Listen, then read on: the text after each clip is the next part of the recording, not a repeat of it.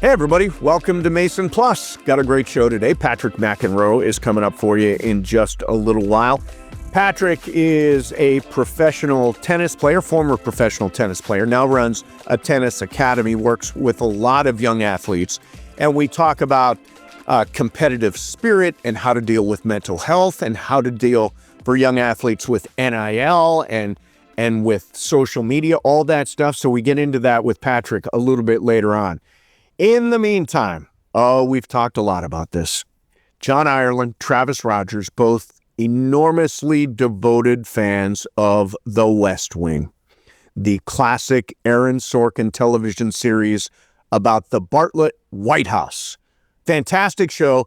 I do not remember the details the way these guys do, but this is the ultimate West Wing face-off between Travis Rogers and John Ireland.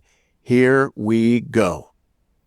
All right, guys, it is the ultimate West Wing face-off. John Ireland versus Travis Rogers. How you guys feeling?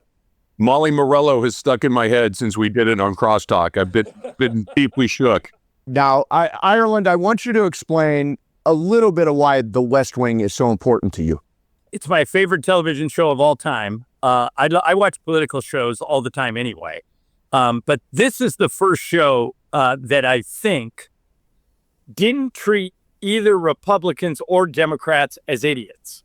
Right. It was like they made and you never know who was going to win. Sometimes the Democrats won, sometimes the Republicans won. But even in a in a democratically controlled White House, you got to see both sides of the issue. And I just thought they casted it perfect. So it was funny and entertaining, and you learned something all at the same time. All right, Travis, how about for you? Yeah, it's a lot of the same reasons. I think that, like he said, that they didn't treat either the left or the right like idiots. I think what was fun is they didn't treat the viewer like an idiot. They didn't kind of explain every single little thing. They kind of expected you to catch up as it went along. And it's also kind of sneaky funny. Like, I think Martin Sheen is very, very funny in this. In certain situations, Rob Lowe's funny. So I liked it. I liked it a great deal, and I still rewatch it occasionally. Awesome. Well, rewatching it is going to make all the difference here because I have got a West Wing face-off challenge for you two guys. And this was compiled both by me in research and Michael Roth, who is Big West Wing guy. A crazy West Wing guy. So let's get started. Now, do you guys have something to write on that you can... We're going to write it and hold it up, right? Okay, perfect. Perfect. That is great. Here is number one. In the pilot episode of The West Wing, what was the name of the girl Sam slept with? 1, 2, 3, go. And Lori's absolutely right. You guys both take the point. Excellent. Okay. I wanted to start. I thought you guys would know that. We'll get a little bit deeper now. Number two. Uh-oh. And by the way, some of these are names I will accept just the last name. Okay. So if you have to just, the last name is a way to go. Number two, what is the name of the pollster who frequently clashes with the senior staff over political strategy? Okay. Ireland trying something? No, I think this is who you're going for, but I don't. The key word in there was clashes. Yes. Okay. I got it. All right. Nothing? You're done. Okay. Let's go. What'd you go with, Trav? Mary Matlin. I forget the guy's name or her name. I think, Mace, I think the name you're looking for is Al Kiefer, right? Yes, it is. Al Kiefer is correct. Okay. Excellent. So Ireland's up 2-1. Like short time love interest, yes? Yeah, well, he was dating Marlee Matlin when the thing started, and then they broke up, and Josh tried to go for her. Right. Al Kiefer. Okay. Number three. What is the name of the filibustering senator in the episode centered around autism funding? The filibustering senator episode about autism funding. Got it? If I missed this, I would kick myself. Yeah, you really would. All right, here I go. Stackhouse? Howard Stackhouse. Yeah, you guys both get it. Yeah, it's Howard Stackhouse is the right answer. So we're very close. Ireland 3, Travis 2. Here is number 4. What is the name of the Supreme Court nominee whose confirmation battle becomes a major storyline? So do you want the guy who didn't get. There's one guy who they nominated and didn't get it, and then there's another guy who they nominated and did get it. Which one? I don't know well enough. All right, I'm gonna write them both. Write them both down. Okay, cool. Travis, I can see steam coming out of his. No, I got it. Oh, you got it. Okay, Yeah. let's see it. Okay. Ready? Yeah. Mendoza.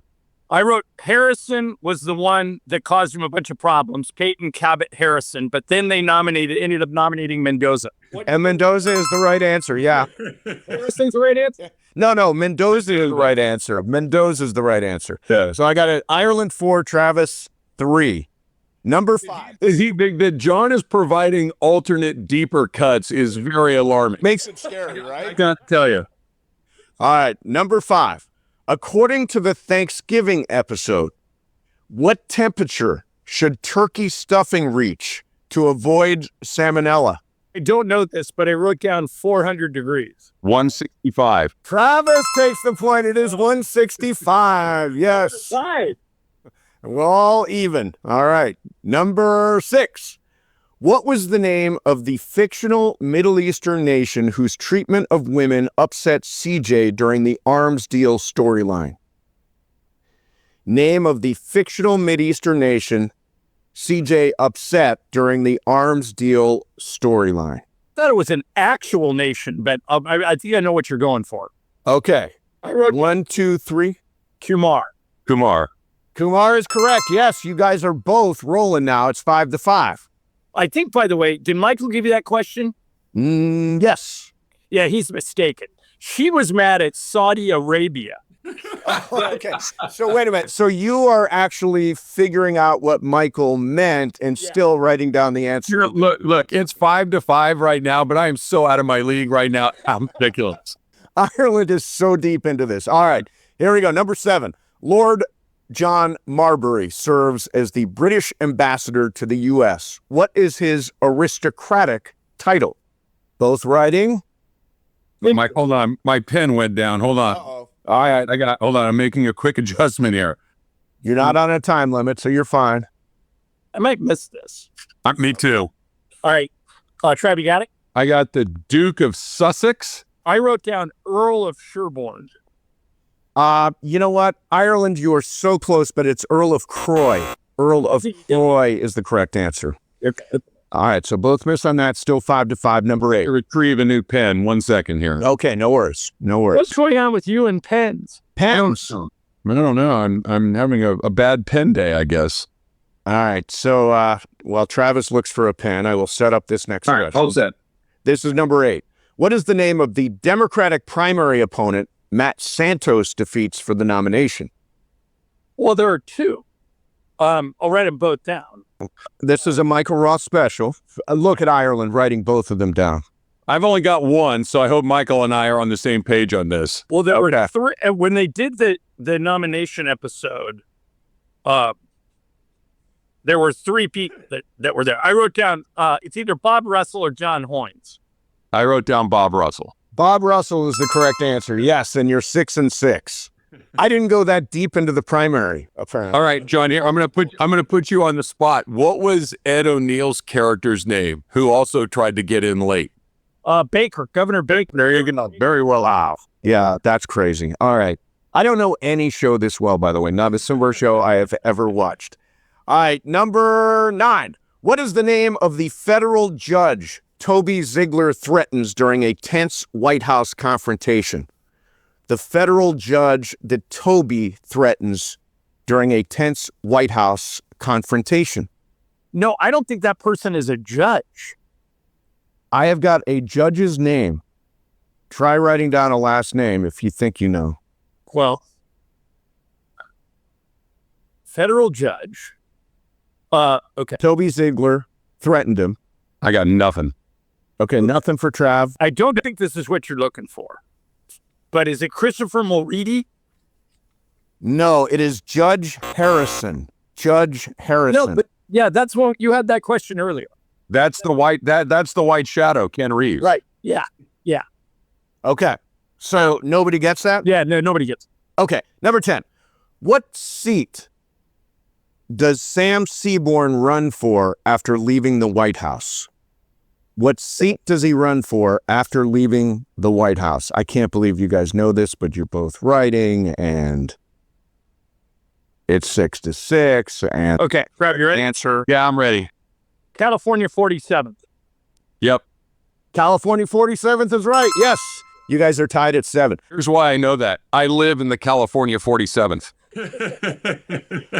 All right, here is number 12. What is the name of the foreign leader whose visit leads to the decision to assassinate him? What is the name of the foreign leader whose visit leads to the decision to assassinate him? Travis, rubbing the forehead. Ireland, of course, has already written it down. Trav, do you want to guess before I reveal? Yeah, it's Prince. It's Prince something. Nassar. No, I wrote down Omar Sharif. That's what it is. It is Sharif. Yes, I'm accepting Sharif as the right answer. I've got it as Abdul Ibn Sharif. Yeah, they were screwed around, Omar, but That's right. it's 8-7. 8-7. All right, here is number 12. What is the name of the Republican Speaker of the House who frequently negotiates with the Bartlett administration? Speaker of the House who frequently negotiates with the Bartlett administration. You guys both look like you got it. What do you got? Halfley. You guys are on it. Halfley it is. Jeff Halfley was the name. All right, so it's 9-8 Ireland. Here's next. What is the name of the submarine involved in the nuclear accident during the China crisis? Name of the submarine involved in the nuclear accident during the China crisis. Guys, it both look like you have it. All right, let's try it. I wrote down Portland. I said the Dallas.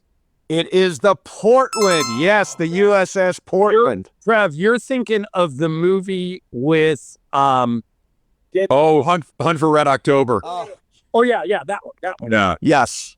All right, so I got Ireland with a 2-point lead. This may be this. I was drafting for a while. I mean, I'm even falling back.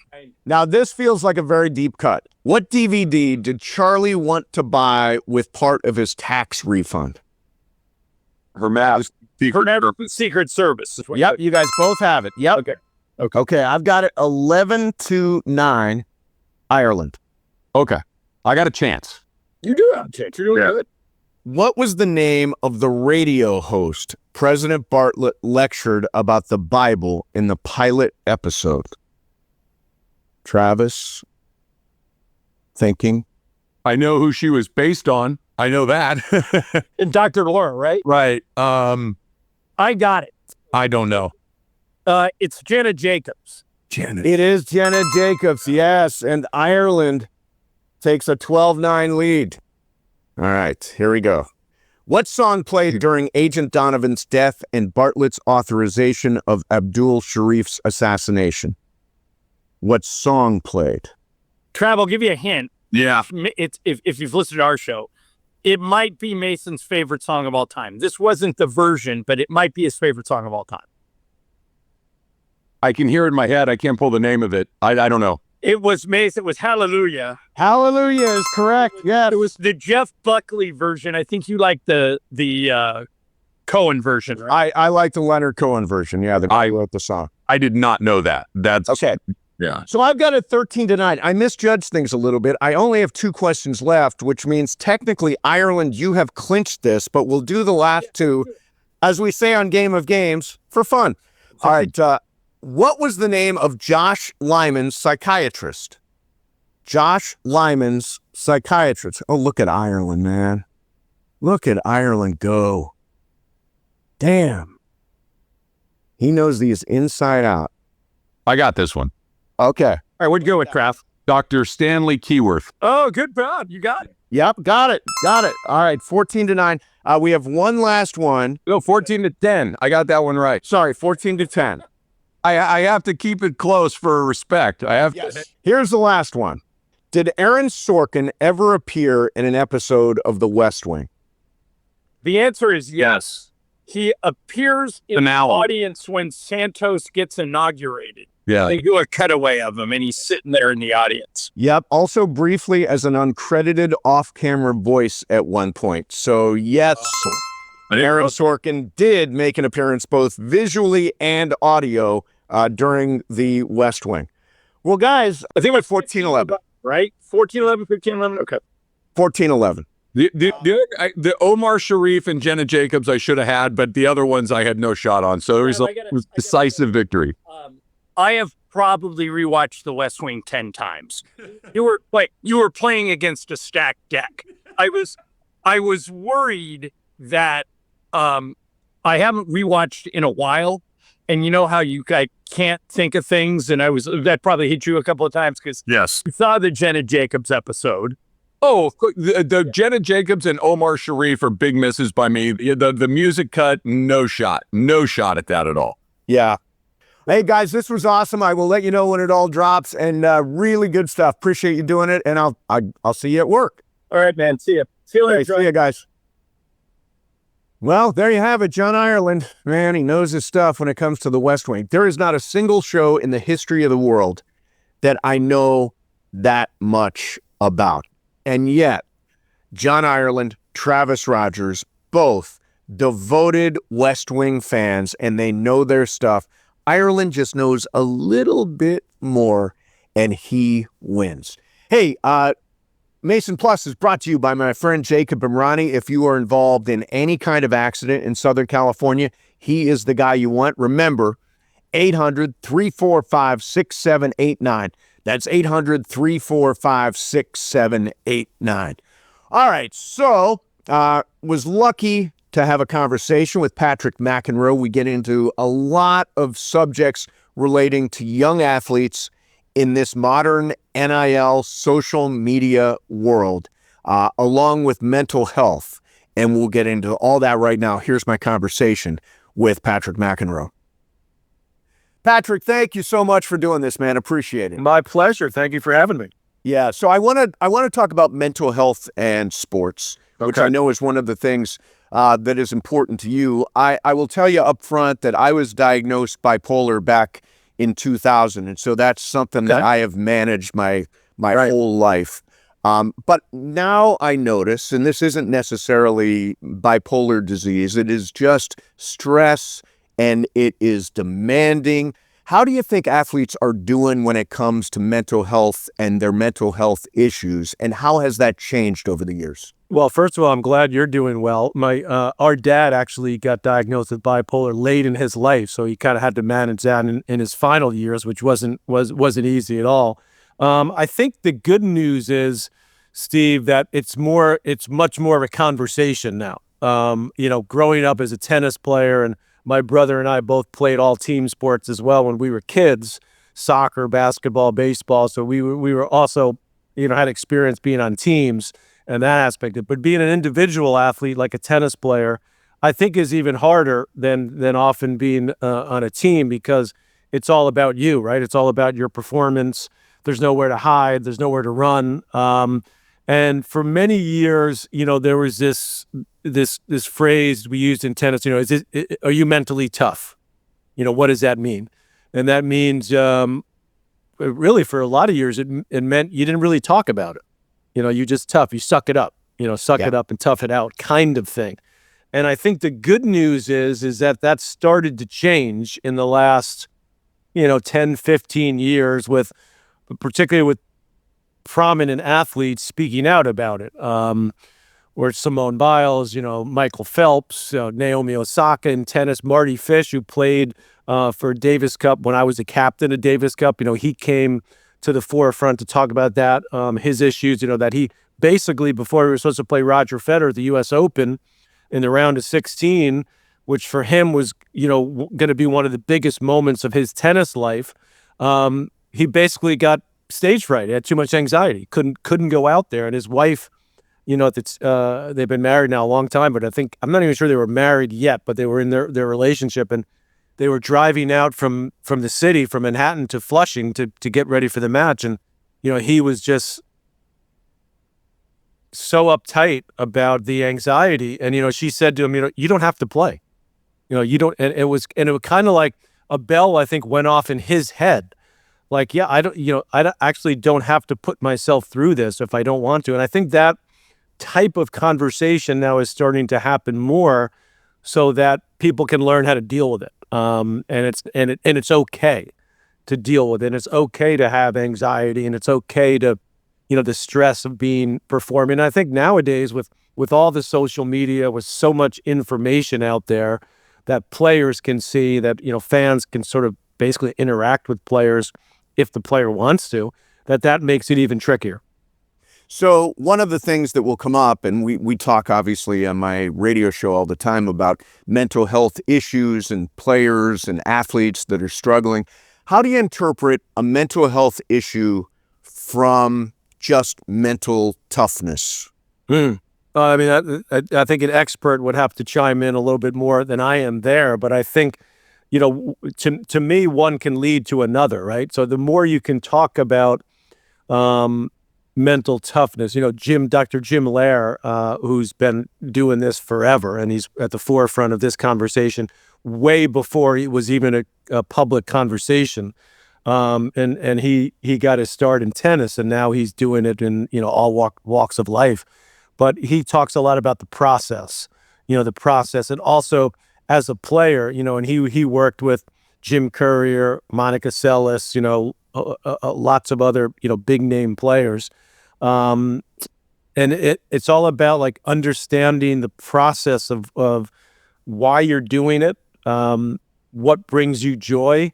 In other words, separating just the wins and the losses from your own mental toughness / mental health, that you have to have other interests. You have to be able to, work hard, but understand that you're not going to win every match. For me, as a sort of a journeyman player that I was on the pro tour, I remember thinking to myself, Steve, there's no way I can beat Andre Agassi.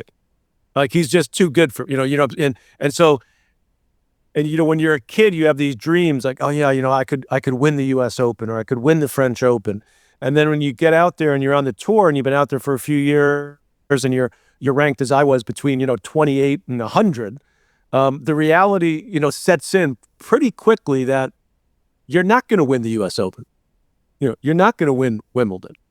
And so and by the way, you have to make these adjustments throughout your entire athletic career, right? Whether you're just a junior, playing junior tennis, whether, you're someone that wants to play D1 basketball, and all of a sudden, you're going to play D3 basketball, whatever it is, you have to come to grips with why you're doing it, why you're participating. Because if it's only about the wins and the losses, then I think your mental well-being is going to be severely tested. So I don't want to mention a name here, but there's a D1 college football quarterback, big program, who came out in the last couple of weeks and said, I've really had a hard time. I've struggled being the face of a college football program, big time college football. I guess my question is, he wants to play at the next level. How does he square his troubles now with what might go along with being an NFL face of the franchise quarterback? Yeah, again, I think it's, college, depending on where you are, could be even more pressure packed because, it's a smaller environment, right, than it is maybe in the NFL, where you're part of this huge league. So, I would say to this person, you're incredibly successful, already. And, you're not defined by you personally, even though the media and the world kind of defines you as, are you going to make it or not? You have to find within yourself. It's sort of what I was just talking about, like your purpose, why you're doing it. Are you, if you're doing it, we run across this all the time, Steve, at our tennis academy in New York City, where we have kids of all different backgrounds, all different ages, and all different levels. And usually when the kids are around, 9, 10, 11, the parents are thinking, oh, they're going to be the next John McEnroe, or the next, maybe even Patrick McEnroe, just make it to the pros. And, usually around the age of 13 or 14, after the child has been playing competitively for a while, you kind of realize where you're at. Yeah. And so people then have to come to the realization that they're probably not going to make it to the pros. 99% of them are not. So for this quarterback, it's like, you've made it.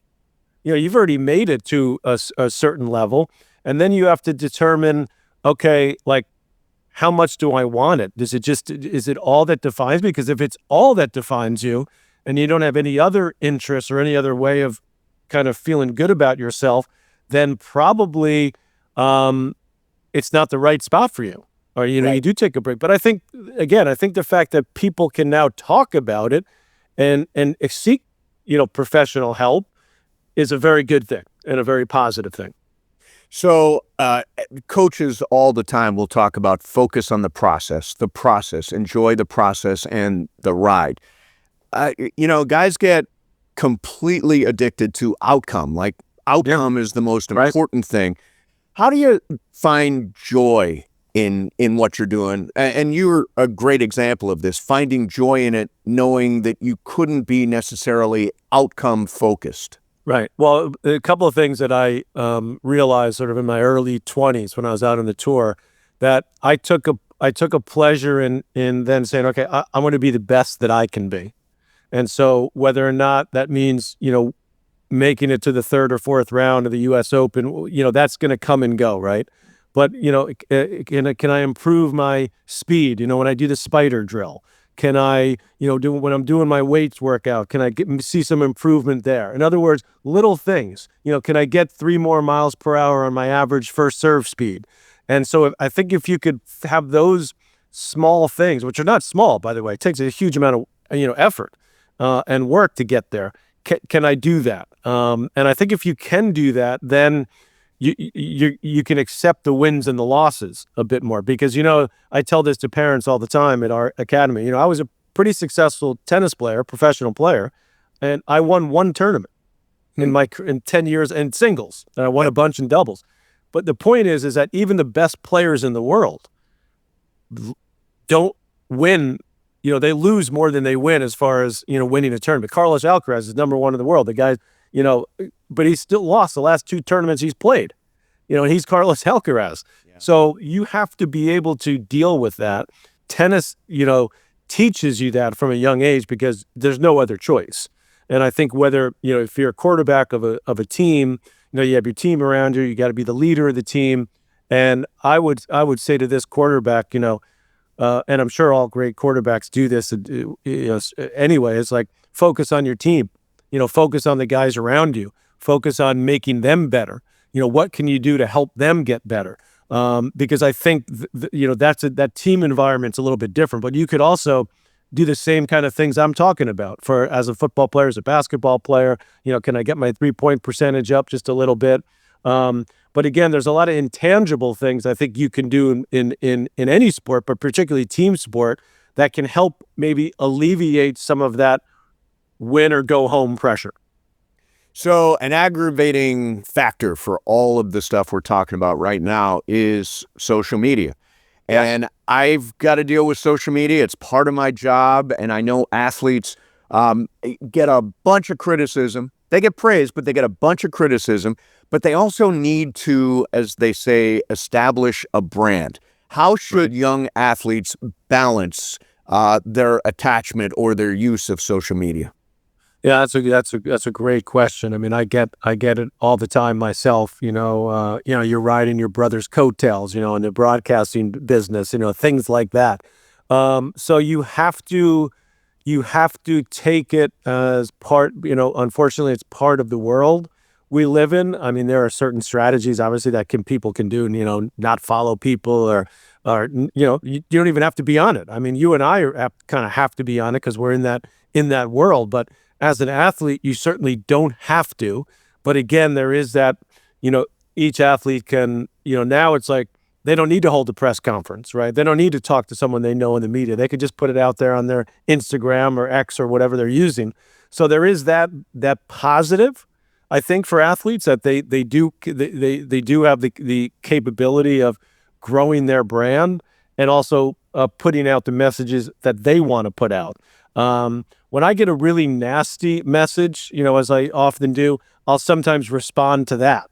And it's interesting that when I do that, which I do, once in a while, people say, "Oh, PMAC, don't respond to that. You're just giving them, but usually people rally around you. You know what I'm saying? Like usually people see that the negativity is, most people are positive. And that's to me, that's how the world is. Most people I meet around tennis events are very positive, and I'm sure if they don't like what I do on television, they're not going to say it to my face, and they usually don't.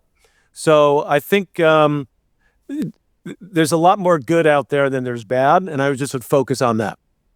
I want to talk about team sports a little bit, and we talk about culture, like the Dodgers have a great winning culture. What is a culture, and how important is it to a team? Yeah, I think it starts from the top, and it starts from the message. When I spent my 10 years as Davis Cup captain, which is in the most team sort of environment you can get in an individual sport like tennis, it was all about empowering the players. For me, I was just the captain, the leader, but obviously the players are the ones out there doing it. It's different in the team sports where maybe the coach is more important. I think the football is probably where the coach is the most important. Basketball, I think it certainly the coach is important, but if you don't have the players, it ain't going to happen. So I think it's really about setting the ground rules and getting everybody to buy into whatever the culture is. So the culture of winning, the culture of respect, the culture of listening. I always like to listen to my players. If Andy Roddick came to me and said, Captain, I only need to practice for 45 minutes a day. Well, I'd say, okay, Andy, just practice for 45 minutes because he's got the track record, right? So my college coach, the great Dick Gould, who was a legendary coach at Stanford, and I was lucky enough to be on 2 NCAA championship teams in my 4 years there. I called him when I got the Davis Cup job for advice, as I called a few of my sort of coaches, mentors, and he said, treat everybody fairly, but not necessarily the same. And that was, I think in a team sport, who was it who said, it was someone who, I was a football coach, I said, that was saying, or maybe it was an owner that said, if Troy Aikman and Emmitt Smith fell asleep in a meeting, they'd wake them up. And then if two other guys fell asleep, they'd kick them off the team, like they were backup linebacker or whatever. So again, that's the reality of the world. But I think that the track record of players and what they bring to the table, like that positive vibe, that positive energy of, and wanting to support your team and your teammates. What I loved about college tennis was that I was just as into the guy that was, I'd be playing 3, 4, 5, or 6. My first year it goes from 1 to 6, the singles line. So I'd be just as into my match on the 4 line as my teammate on the 2 line or the 1 line, and firing them up, even though you're playing your own match. Yeah. But so that to me is what makes a good teammate and a good leader, is someone that's really participating in the what's happening around him or her, and what's happening, with their team, with the individuals that you guys are all trying to build this culture together, which is a culture of like, we're in this together. What happens when, and I'll cite a real world example here, right around the All-Star break, Kevin Durant of the Houston Rockets was caught on a private burner account criticizing his teammates in some tweets. Now, in that scenario, is the culture just broken? Can that be fixed? Is that irreparable? I think pretty much anything can be fixed. And I would say, Kevin Durant's been around a long time. He's a Hall of Fame player. Why not say this to your teammates, in the closed door locker room, while you guys are all together, why do it? That's obviously a bad sign, right? A very bad sign. But do I think it could be fixed? Yeah, I think it can be. To me, it's all about honesty and being open, and if you can air your differences and air your grievances, maybe they weren't, maybe some of his teammates aren't doing their job. Something tells me that, Michael Jordan wouldn't have been going to his account, back in the day, if he had one back then, that he'd be going right up to his teammates and getting in their kitchen. So I think that that's part of being a leader, particularly when you're the best player on the team, which, Durant certainly fits that bill. Yeah, I've always thought that he doesn't accept his own greatness. He gets caught up in these sort of internet, Twitter hijinks, and he's Right. like unwilling to accept that he's great and doesn't need to defend himself from anybody. Yeah, no, exactly. And I think that's an inner confidence and an inner belief. I mean, there are great athletes that still have that, sense they got something they got to prove, right? But to me, there's no doubt that you do your thing. You lead by example when you're the best player. The stories of Tom Brady and, LeBron, look at what he's doing now, being the third wheel now, accepting that, accepting that responsibility, because the other players, they see everything. They see exactly what their best players doing. And that's why Tom Brady was so great, not because he could throw the ball, 60, 70 yards when he was in his 40s, but because he knew how to, he knew how to play, obviously, but he knew how to make people around him better. So I want to ask you about NIL, which introduces an entire other factor into all of these issues with youth sports and with college sports. What is the impact that NIL has had on sports? And is it good? Is it bad? Do you make a value judgment about it? I think some of it is good because the NCAA is making so much money. The coaches are making so much money. So for years, we've all said, we meaning in our business, have all said, the kids got to get paid too. Okay, so now they're getting paid. It's certainly out of control the way because the NCAA basically didn't have the guts to really control it as far as, okay, how are we going to do this properly so that kids can get paid, but not get paid, outrageous sums of money, but, decent sums of money, commensurate with what the universities are making and what the TV deals are. So they're big, and they fill stadiums and people buy tickets. When I go on my phone and try to buy tickets for Duke, St. John's and UConn, Michigan State, I mean, those numbers are pretty high. Yeah. So somebody needs to, the players need a piece of the action, but I do think that it's hurting the development of players. I listen to the great coaches, right? Like Pitino and Calipari, they've been around forever. Tom Izzo, these guys know how to lead and they know how to develop, not just players, but individuals, right? And they all say, this is out of control because, there's no more Cinderella teams from mid-majors because the Cinderellas are now getting bought out by the big teams. Yep. And so I think that the loyalty then, becomes an issue. I would like to see there essentially just be like contracts so that kids could, if you're going to go play for North Carolina or you're going to go play for Michigan State, you're going to stay there for a couple of years. You're going to sign a deal and you're going to be part of that team. So I do think that there's a way to do it that the kids can get compensated, but that it's not just a complete free-for-all, which it seems like it is at the moment. Yeah, I mean, I also think that it's whose responsibility is it to teach these kids, 18-year-olds in some cases, to handle a whole big bag of money? Yeah, well, it's a parent's responsibility. That's number one. And this happens in tennis, by the way. There's no such thing as there was no such thing for European players, which are the players that dominate tennis, certainly in the last 20 years, of thinking about going to college.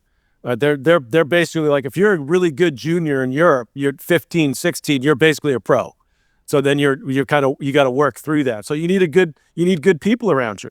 Whether it's your family, whether it's your agent, your manager, the coaches can only do so much, and the way the environment's set up now.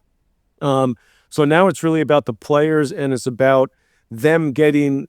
There's plenty of professionals out there right now, Steve, because people are making money off this. So Yep. The agents, and the go-between people, they're all making money. So it's also up to them to navigate that for the player.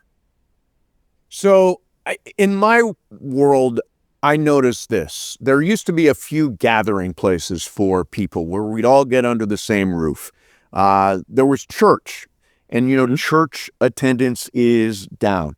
movie attendance is down. The one thing that is still, we're all in the same building and we're all rooting for the most part for the same thing, a great game or for your team, is sports. And I think that athletes are more influential because of that than they have ever been. Do you agree with that? Yeah, I think you're 100% right. I mean, I think now, you can watch any movie you want on your phone. You can watch any show you want. So the years of, hey, we're all going to gather around and watch MASH or the final episode of Friends or, whatever the big show. I'm dating myself now, as you can tell.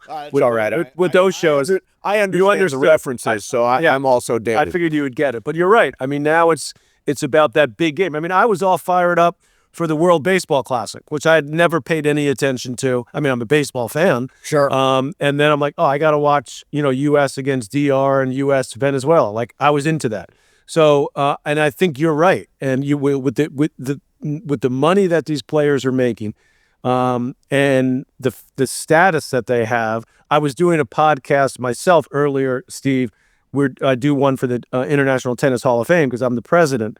So we do this year, particularly, we're focusing on Roger Federer because he's going into the Hall of Fame later this year. And I said to my two guests, who were both journalists involved in tennis for their whole careers, is anybody having more influence in the world, in sports, not just tennis, globally than Roger Federer? I mean, you put Messi up there, you could put a couple, guys like that. But the effect that he has on his stature. I mean, everybody knows what a great player he was, but beyond that, it's like his aura, like his stature. And that's because of what you just asked me about, watching this guy, Wimbledon final, whatever it is, because sports still do transcend the culture, because everybody can sort of get on board with that big event, that big player, that big game. And Roger Federer is a perfect example. I mean, he's a guy that, the tickets for our event in Newport, which we usually can't give away, for the induction weekend, that went sold out in less than 2 minutes. Yeah. Because people just want to be around him. They want to see him, take the ultimate honor in tennis to go into the Hall of Fame. So there's a movie called The Best of Times. It stars Robin Williams. I don't know if you've ever seen it or not. I've not seen it, no. He's a guy in his 40s, and he dropped a high school touchdown pass that would have won the state championship. And so years later, 20 years later, people are still like bobbling things and making fun of him for dropping that pass. And, I think of Scott Norwood, who missed a really big field goal, all that stuff. As an athlete, what's the best way, or can you fully recover from that without that defining you? Buckner, you think of him.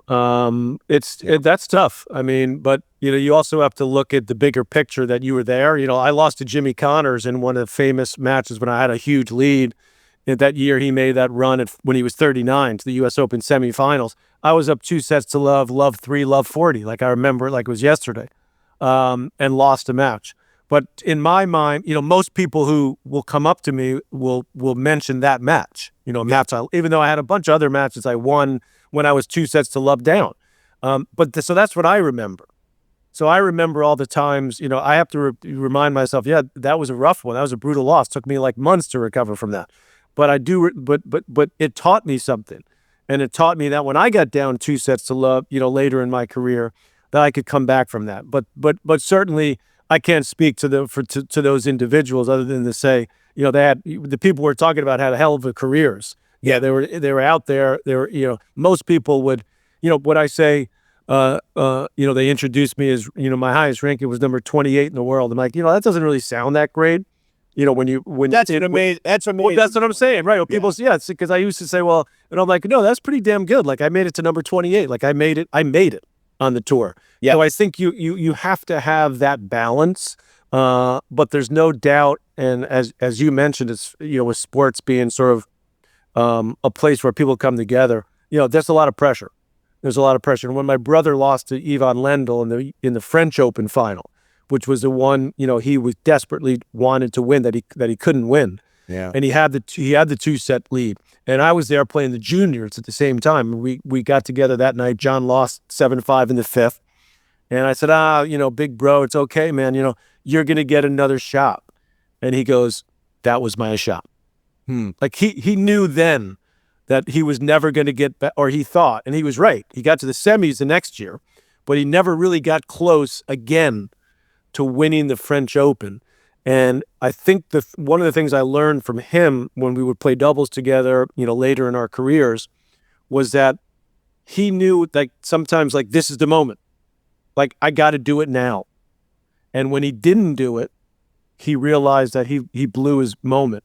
And one of the things that amazed me about this era that we just went through, the big three, Federer, Nadal, Djokovic, was that they would lose some of those, monumental matches, and they would still be able to come back. And they'd still be able to say, no, that's not it.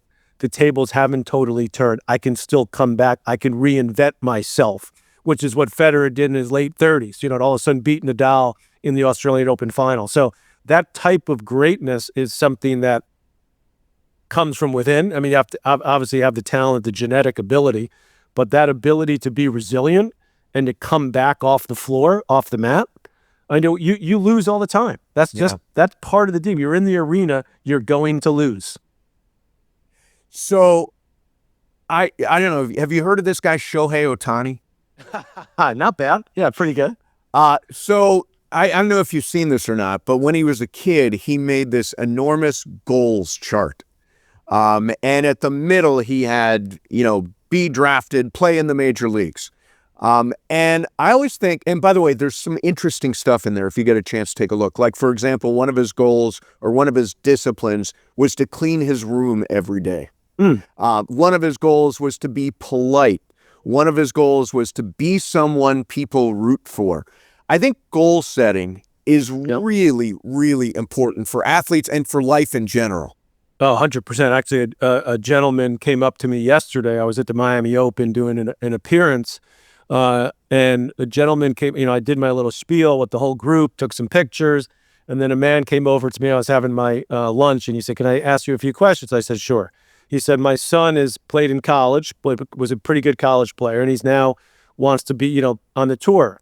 And from what he told me, it pretty much sounded like it was not going to happen. Like, basically, what he was ranked and how old he was. And so we had a very pleasant chat with him. But one of the things, he said, we want to support him. I said, come up with a plan. Set goals. Set, if I'm not ranked in the top 750 by the end of X year, or I'm not ranked 500, because to make money in tennis, you pretty much got to be ranked like top 100. So there's a bunch of players that are ranked, between 150 and 300 that are really, really good. And there's a lot more of them now than there's ever been. Yeah. The top collegiate players now in tennis, are about in that range. And some of them can break through if they have the resilience, if they have the physicality, and they can kind of almost like tough it out for a few years while they work their way up. But I said, make some goals, some tangible goals that your son can reach for. And if he doesn't reach them in 2 years, then maybe it's time to move on, and find another profession. So I think that's hugely important for whatever level you're at. As a player, again, like when I was going through it, I had my first goal is, can I get into the main draw of a major in singles, which means be ranked around in the top 100. Okay, if I get there, what would it take for me to get to the top 75 or how about top 50? So you kind of come up with these goals, and you see if you can reach them. And some players don't like to do numbers. They want, like I said to you earlier at the beginning of our chat, how could I get my first serve percentage up, 5%, or get a little more speed on my forehand, or whatever it is. Those are little goals that you can make for yourself that aren't necessarily related to what your ranking is, what your position is. And I think for all people, for all athletes, that's something that you want to have that in your mind of what you're looking to achieve. I mentioned Ohtani. The Dodgers are heavily favored to win the... Don't remind me. As a Yankee fan. I was a Yankees fan, Yes. Heavily favored. What's the dynamic of that for a team, knowing that you're going to be in the playoffs already? How do you approach that season, and how do you avoid, any pitfalls that go along with being the heavy, heavy favorite? Well, they seem to have a pretty good balance. I mean, they obviously have great players, and they have a lot of great players that don't even play all the time, which is, they've got the luxury of saying, if our best pitcher can only, if Ohtani can only pitch, 20 starts instead of 29, we're okay. We could pace ourselves to be ready for the postseason. So they've got that luxury. But again, I think it's, related to what you asked me earlier about the culture, right? The culture of the team. And I think when yes, you could say, oh, the Dodgers just have the biggest payroll and they're, but something tells me they're looking to get players that get it, that will buy into, it's not about me. It's not of course I want to, hit my numbers and, get my, next contract and all that. But you have to, when you go to the Dodgers now, you're going to a team that's built to, to win it all. And that's what they're looking to do. So I think that the GM out there and the manager out there are making sure that they bring guys into that clubhouse that'll buy in to what the Dodgers are trying to do and not make, because, these great ball players can pretty much go anywhere and make the big money. Yeah. Make the big money and be part of a team that has a chance to win it all is something special and unique. So you have to buy into that. We talk about the Dodgers. The Lakers are very much in this boat that it's championship or bust. And, I always say you've got to figure out a way to enjoy the ride. Luka's lighting it up in the month of March. Enjoy that ride. But fans, I think increasingly are Laker fans and Dodger fans now are championship or bust. What do you say to those fans? I would say to them, enjoy it because it's not going to last forever. Even if, certainly in basketball, it's more difficult because of the salary cap. So unless you have the horses, you can't just buy them the way you can in baseball. And even in baseball, it's not, the Dodgers have almost lost the last 2 seasons. I mean, the Padres almost beat them 2 years ago. And certainly Toronto was, a pitch or two away from winning. So it's not a guarantee. Even if you do have, I was a Yankee fan back, been a Yankee fan my whole life, but, when they had their run in 98, in the early 2000s, it was like, okay, the Yankees, win it or else. Yeah. So now it's changed a little bit to where, can we get to another World Series? Can we get back? Can Aaron Judge actually win one? Yeah. There's only one team that wins it. There's only one player out of 128 in the draw at a major in tennis that are going to walk away with the trophy. So does that mean, my brother John was a Yankee fan too until the Yankees got swept by the Dodgers. I think, was it 77 or 78? Yeah, it was 78. 78. And did they play again in the early 80s? Dodgers? 81. Okay, it was 81. Okay, so John had lost to Bork in the epic Wimbledon final in 80. The one that went to the tie break and then the fifth set. And, it was the biggest ovation John ever got was center court at Wimbledon when he lost. Like he turned everybody, all of a sudden was cheering for him. And then when the Yankees lost to the Dodgers and Steinbrenner apologized to the city of New York for the Yankees losing, John got so upset because he said, the Yankees got to the World Series. They didn't win it. You shouldn't apologize for coming in second. He became a Met fan that day. Wow. But now when you see my brother at all the games, he goes to the Knicks, and he's a big Laker fan too because he's got a place out there in Malibu. He's always got the Met hat on. Yeah. Wow. That's not a good trade. Trading Mets for Yankees is not a good trade. I'm telling you. I stuck with the Yankees. We grew up close to old Shea Stadium, which is now Citi Field. Yeah. Like 15 minutes from there, which is also where the U.S. Open site is. So all my buddies were Met fans growing up. But my dad got tickets. You'll love this. 77 World Series game. The one when Reggie hit the 3 homers. Sure. So my dad and I were sitting in the upper deck, drove from Queens to the Bronx. And when Reggie hit the 3rd home run, I was 11 at the time. Yep. The place, as my dad grabbed me and said, "We're out of here. This is Bedlam." So I became a Yankee fan that day for the rest of my life. So I want to ask you about clutchness. I guess I'll use that term, clutchness. We were joking the other day, Aaron Judge, who's a magnificent hitter, just like hitter of a generation. And as a Dodger fan, the first thing I think of with Aaron Judge is dropping the ball in right field in Game 5 of the World Series. Right. And the other night I think he had 4 strikeouts. 4 strikeouts. Right. Is clutchness something you're born with, or is that a learned behavior? I think it could be both. I mean, I think it's definitely something you can work on. I think Novak Djokovic, to me, in addition to being the greatest player now ever, Djokovic, before he became that, when he and Nadal and Federer were close or even in the overall major tally, and it was earlier in Djokovic's career, I said that Novak Djokovic is the clutchest player I've ever seen. Because when the most is on the line, you think of some of his epic matches where he beat Federer from match point down at Wimbledon, at U.S. Open, and he hit, the screaming winner return at the U.S. Open, just flat out winner down, he's down match point. And because it was his ability to just go for it under pressure, just to say, and to kind of like enjoy the moment. Mm-hmm. And there's no guarantee that it's going to happen. It's like taking the shot at the buzzer, right? You want, Michael Jordan's like, I'm taking the shot. Yeah. Larry Bird's, I'm taking the shot. And that means you have to accept the fact that you may not make the shot.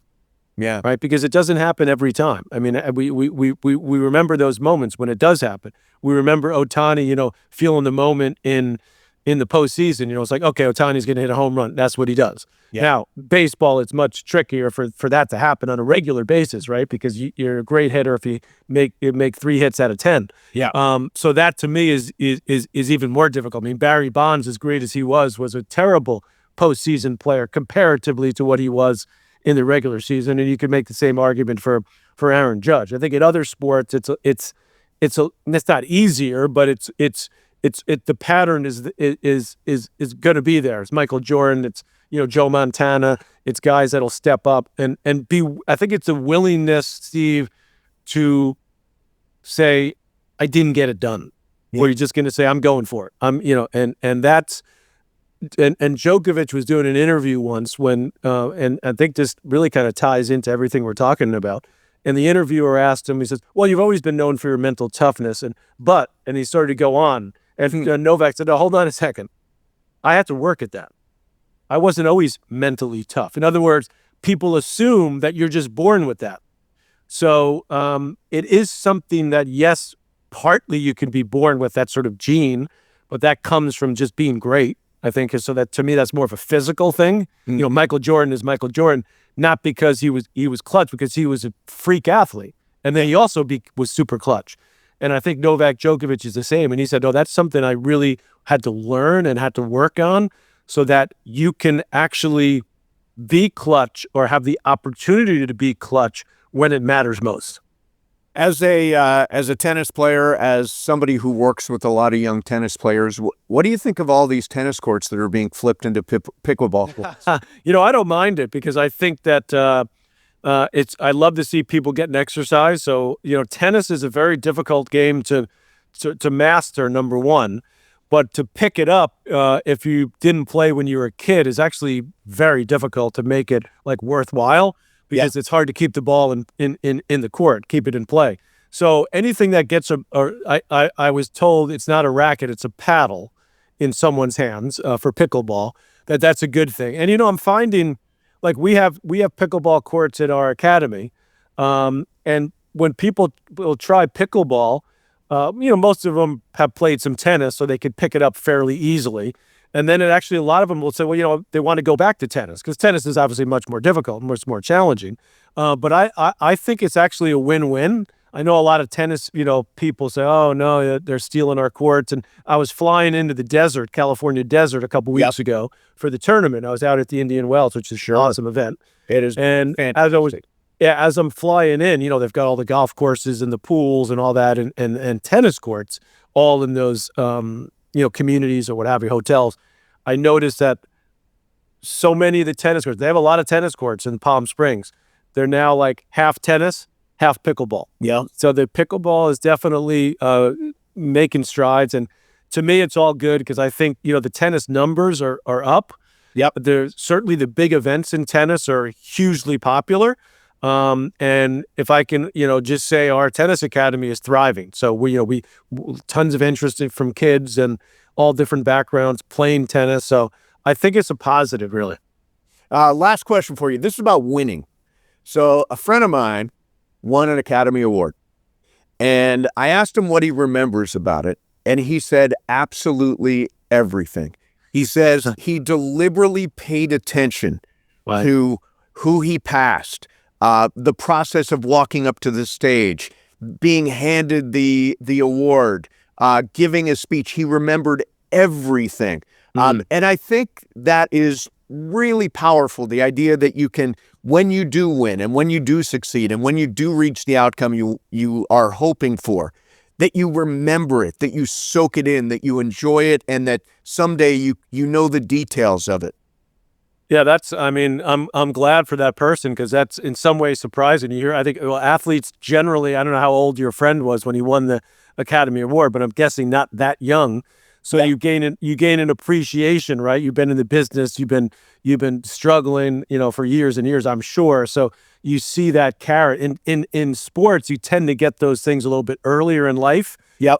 So maybe you don't appreciate it as much as like if you look back. But I think that's another one of the reasons why Federer is so beloved, is because to me he always took it in. Win or lose. He used to invite all of friends and family, like when you get to the finals of a major.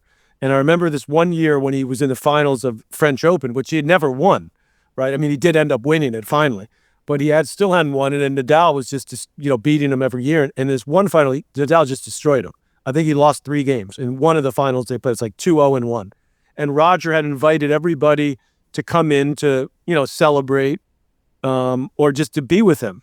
And he has this beautiful hotel, and he still went with all of his friends and family, and he's had a nice, beautiful dinner, and he toasts every In other words, he enjoyed the process, and and even though he just took his worst loss ever, certainly in a major final, he still had the wherewithal to say, you know what, I'm gonna take this in. It's okay. I came in second. I'm gonna enjoy this process and being there. That's great advice. And I'm glad your friend got to experience that, because many would probably say it was a whirlwind. The downside for me is he tells me about it all the time. Remember when I won the Oscar? Of course, I remember. Yeah. I lied. One last thing. LeBron James is in season 23. He is still, as you mentioned, playing at a really high level in a role that he hasn't really played in before, as that third usage guy. How do you know when it's time to retire, when it's time to walk away?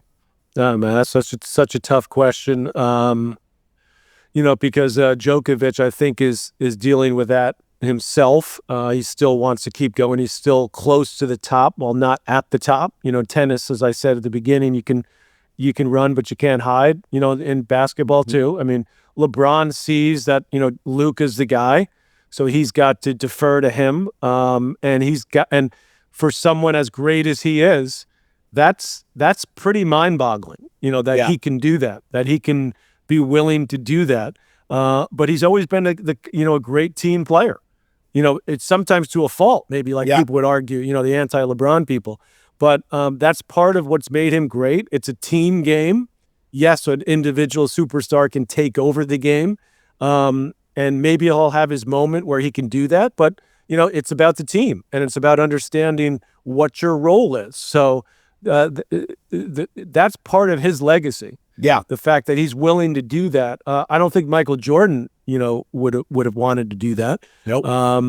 And so that's a special type of human being that, forgetting about all the stuff he does to keep himself in tip-top shape, which, that's remarkable, even that. But then this side of it to me is even more impressive. Yeah. Tell me about your podcast. Well, I do a Tennis Worthy podcast, which is with the Tennis Hall of Fame. That's part of my role as the president there. And I have my own show on Sirius XM on Saturdays.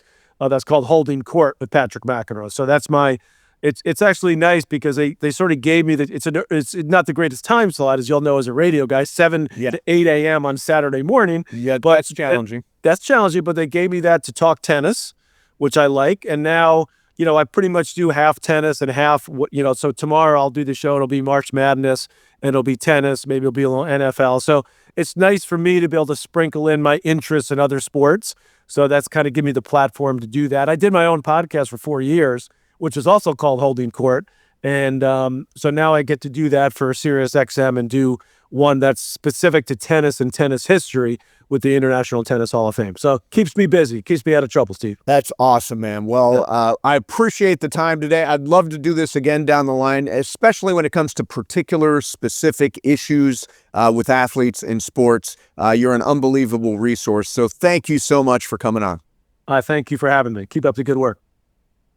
All right, there you have it. Interesting stuff from Patrick McEnroe. The world really has changed for young athletes, if you think about it. I mean, social media, interaction with fans, sports gambling, and the effect of that, mental health issues.